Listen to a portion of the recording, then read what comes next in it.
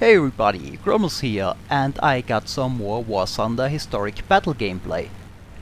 So, this time I fly the Hawker Typhoon Mark 1A and the P-63 Kingcobra a bit. But before we start, I want to talk about flight models real quick. As you know, the game is still in beta and a lot of the flight models are still work in progress. I think that is understandable. Flight models are extremely complex and require very specialized personnel to work on them. People that don't just know about programming, but also have an in-depth understanding of the aircraft they work on and the aerodynamics at work. They don't just have to know how a plane performed, they need to know why it did so.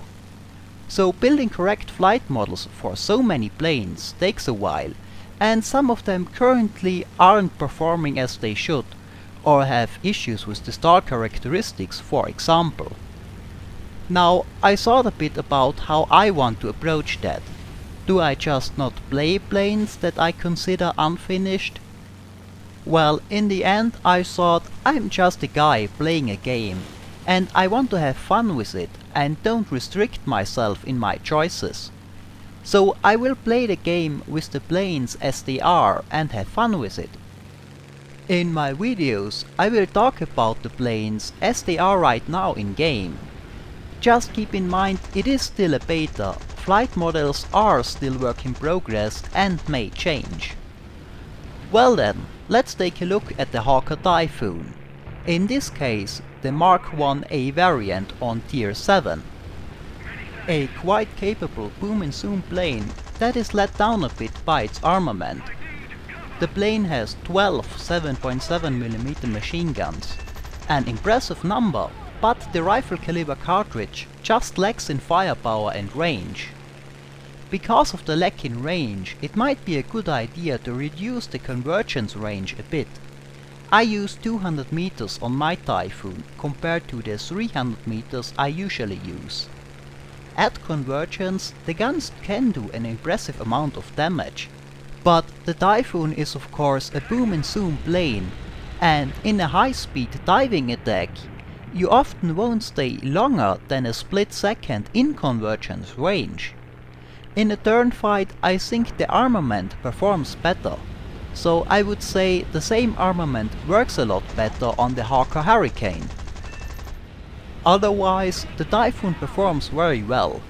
It is heavy, but has a very strong Napier Sabre H24 engine, one of the most powerful inline engines of the war. So the plane is very fast in both straight line and dive, and accelerates well in a dive thanks to its weight. A trademark of the Typhoon is its thick wing, which has advantages and disadvantages. The drag reduces the plane's top speed in a dive, but it is still very fast when diving, even though not as fast as a Thunderbolt or Focke-Wulf 190. On the plus side, the wings lead to a very low stall speed, so you don't have to worry much about that when flying the Typhoon. I also found that the Typhoon, while its controls are heavy, can turn decently, but its roll rate is very lacking, something that often makes adjustment in dive attacks difficult. But should you be forced into a turn fight, the plane can hold its own in one. For me, that is a very good trade-off of the terminal dive speed not being quite as high as on other dedicated boom and zoom planes.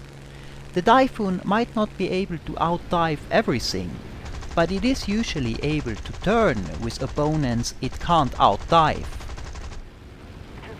So, that's a bit of info on the Hawker Typhoon Mark 1A.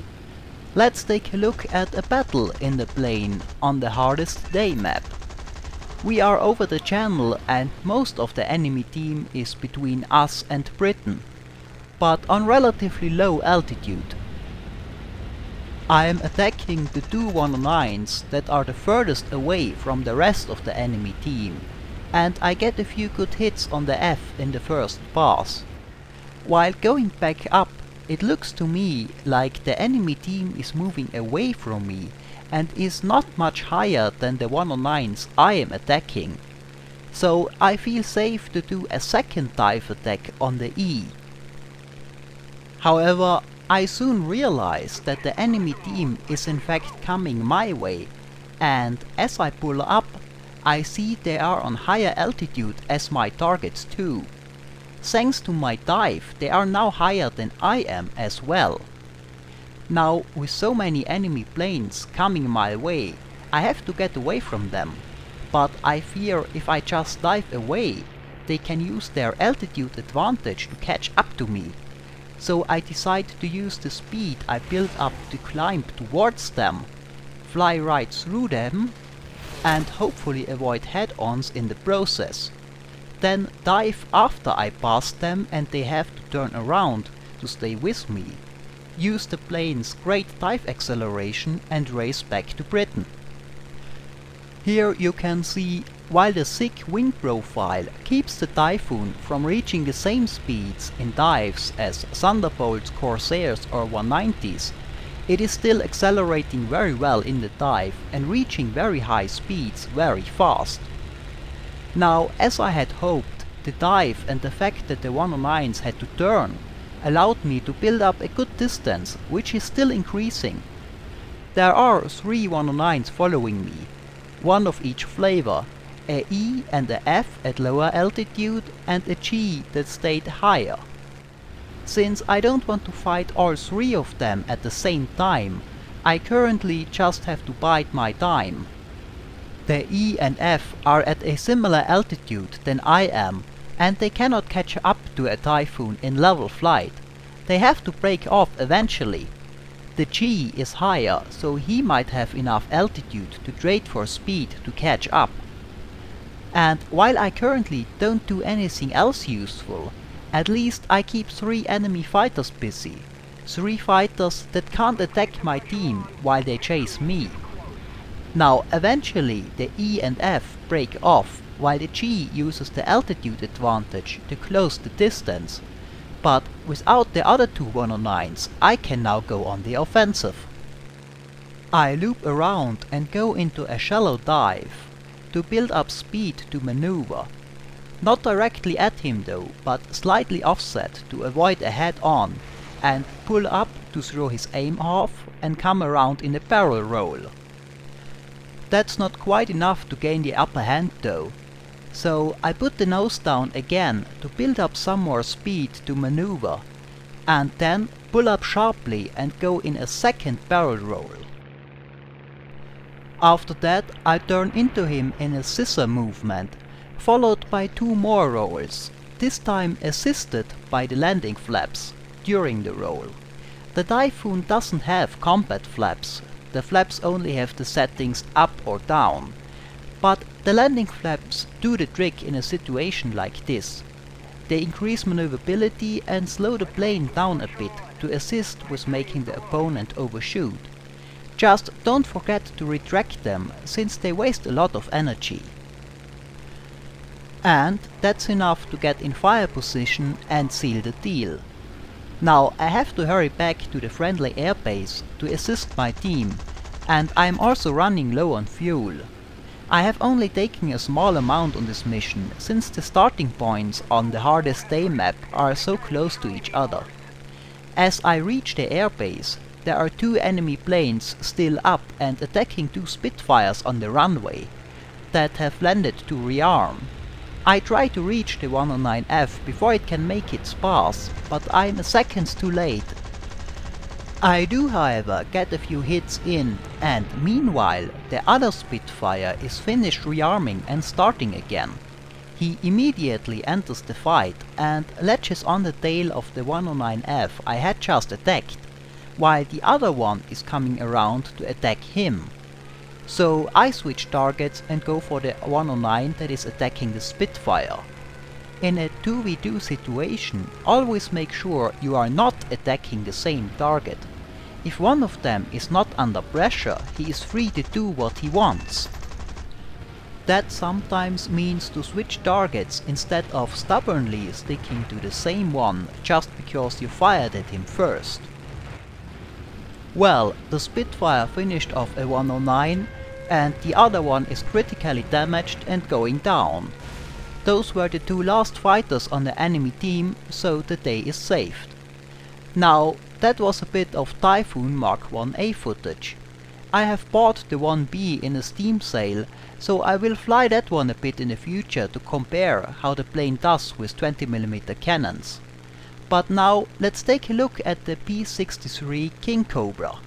I have flown it a bit more last week, mostly the A10 version. Currently I would consider the Kingcobra the best fighter in the US-3. With the exception of the B-51 and Bearcat, I don't have them yet, so I can't judge them. The plane is fast, well armed and at high enough speeds turns quite well. Now the B-63 has, like the Mustang, a laminar flow wing that reduces the drag and increases the speed and range of the plane. That makes the Kingcobra one of the fastest planes on its tier. On the downside, the laminar flow wing has a high stall speed, which means the Kingcobra stalls very easily and very abruptly without much warning. The use of the combat flaps helps a bit. Still, I consider the Kingcobra a difficult plane to dogfight in with direct control, thanks to the very abrupt stalling. If you however manage to find the line between turning tight and stalling the plane, it turns quite well. Even more than the Typhoon, the Kingcobra can turn with everything it can't outdive. The plane is of course a good boom and zoomer, but its thin laminar flow wings are not as rugged as the B-47 or Corsair's wings. Starting with about 700 kph indicated airspeed, you have to be very careful with the controls or you will snap wings. In comparison, the Corsair or Thunderbolt can still pull somewhat decently at over 800 kph. The plane is armed with 4 50 caliber machine guns with somewhat limited ammunition and of course a 37mm autocannon in the nose. The 37 is excellent versus bombers and twin-engine fighters. Versus single-engine fighters I would prefer a 20mm cannon. So, let's take a closer look at the fight in the Kingcobra. This was towards the end of a battle on the Ruhr map. Only very few friendly fighters remain. There is my Kingcobra and 2 Mustangs left. And even though the last of the 109s we were just fighting just went down, the enemy team has still more planes than we do, and they are on the way here. The first to arrive are a MA410 and a BF109 on relatively low altitude. The 410 attacks first and critically damages both Mustangs in head-ons, and is then turning into me, which I notice at the last moment and manage to loop out of his field of fire and come around behind him. That is where the 37mm proves really useful. The otherwise very resilient MA410 goes down relatively fast. But now I have the 109 behind me and both Mustangs are out of the fight. One shot down by the 410 and the other one damaged and returning to base. So I put the nose down a bit to gain some speed and then come around in a high yo-yo, hoping to initiate a turn fight with the 109. But he does not turn and instead chases after the B-51. Now, even though I lost speed in the turn, the Kingcobra is faster than the 109 and I will catch up to him eventually. But the distance between us is pretty far and I don't think I can get close enough before he reaches the B-51. I fire a few shots at 600 to 700 meters, hoping he might turn, but he stays on the Mustang. But after shooting him down, he has to turn, giving me the chance to avenge my teammate. The 109 is damaged in the burst, but not out of the fight yet. And before I can finish him off, a new threat appears, a Focke-Wulf 190.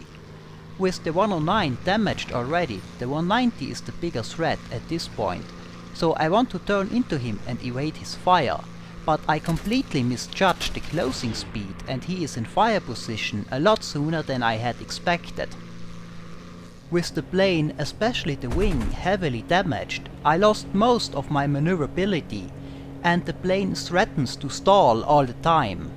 It also requires constant, almost full left aileron to make up for the lost lift on the right wing. After the 190's second pass, I put the nose down and I hope I might manage to build up enough speed to come around in a high yo-yo and maybe get in fire position. But it never comes to that. The 190 crashes and is out of the fight. That leaves only the already damaged 109, which comes in from slightly higher altitude, and I decide to again gain some speed in a slight dive and then use it to come around in a high yo-yo. With the damaged plane, that move is very slow and sluggish, but it does not matter because the 109 crashes as well. And the moral of the story? Never give up if your plane still flies. You never know what might happen. But this match is not quite over yet. There is still one fighter, another 109F, and a bomber left on the enemy team, so I have to hurry and land to repair my plane. After taking off and heading back out, I am almost immediately bounced by the 109 from higher altitude, so I have to evade his passes a bit, waiting for his energy level to decrease. I decide to turn into him, so when he comes down for his next pass, it's almost a head-on. But I of course don't intend to take a head-on. I start my turn early to move out of his line of fire. That also means I am about half done with my turn by the time he passes me, which puts me in a good spot to put some pressure on him. I am still on a somewhat lower energy state, so I could not climb all the way up to him, but he decides to come around and dive below me, a move I can follow relatively easy with a split S, and when he loops around on the other side I can get enough lead on him to get a few hits.